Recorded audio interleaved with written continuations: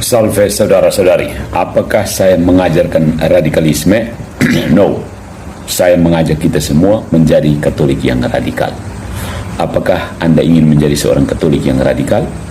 Mungkin iya, mungkin juga tidak. Bagaimanapun juga, kata radikal bisa berarti baik atau buruk, tergantung konteksnya. Terkadang kata ini membawa konotasi komitmen yang penuh gairah atau semangat yang mengagumkan. Di sisi lain, bisa berarti pengabdian yang fanatik, aneh, atau bahkan berbahaya terhadap suatu tujuan. Namun menurut saya kita semua harus menjadi umat Katolik yang radikal. Itu karena radikal dalam arti yang paling ketat dan sebenarnya berarti mengakar. Kata radikal berasal dari kata bahasa Latin radix. Radix artinya akar atau landasan dari sesuatu. Kita manusia ini memahami keberakaran, menghargai keberakaran.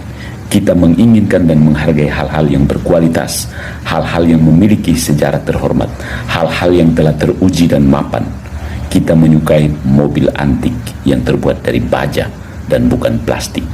Hadiah yang diwariskan dari ayah ke anak, dari generasi ke generasi. Upacara kuno, bangunan kuno yang sudah lapuk bahkan. Hal-hal yang telah terbukti kuat dan benar. Sebagai umat Katolik, kita harus radikal karena kita harus mengakar. Tapi berakar pada apa? Tradisi gereja. Bukan hanya tradisi suci T besar yang tidak bisa salah, tapi juga tradisi T kecil, ya, ibadat yang sudah menguduskan devosi, menguduskan nenek moyang kita dari generasi ke generasi. T kecil, tradisi liturgi misalnya. Kita hidup di zaman yang mengagungkan bahkan memuja otonomi dan pilihan pribadi. Apa yang kamu inginkan? Yang mana yang kamu sukai? Apa yang membuat kamu senang? Ini adalah pertanyaan yang ingin ditanyakan semua orang. Namun, iman Katolik dan Apostolik bukanlah sesuatu yang kita modifikasi sesuai keinginan kita. Itu bukanlah iman yang dibuat menurut gambaran kita sendiri. Iman Katolik adalah sesuatu yang kita terima. Kita tidak lagi memilih atau membuatnya.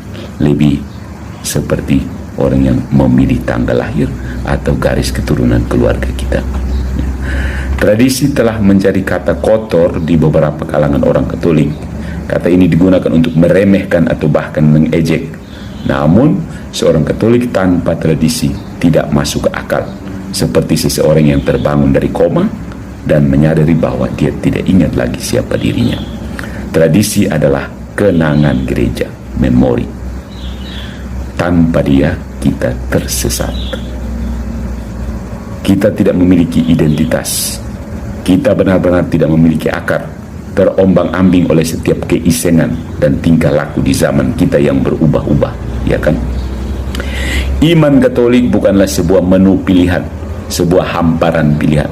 Bukan juga sesuatu yang modern yang dimulai kemarin, 50 tahun lalu, atau bahkan 500 tahun lalu. Itu adalah iman yang pernah disampaikan kepada orang-orang kudus. Berdirilah teguh dan berpegang teguh pada tradisi yang kamu terima, kata Santo Paulus, dan kita harus melakukannya. Jika kita umat Katolik kuat, jika kita mampu bertahan dari serangan musuh, jika kita mau membuktikan diri kita setia dan benar, maka kita tidak mempunyai pilihan lain selain membenamkan diri dalam tradisi iman kita. Kita harus dengan rendah hati menerima iman, menyerapnya, membiarkannya meresap ke dalam tulang-tulang kita. Kita harus membiarkan akar kita tumbuh dalam-dalam. Hanya dengan itulah kita akan mengetahui siapa diri kita sebenarnya.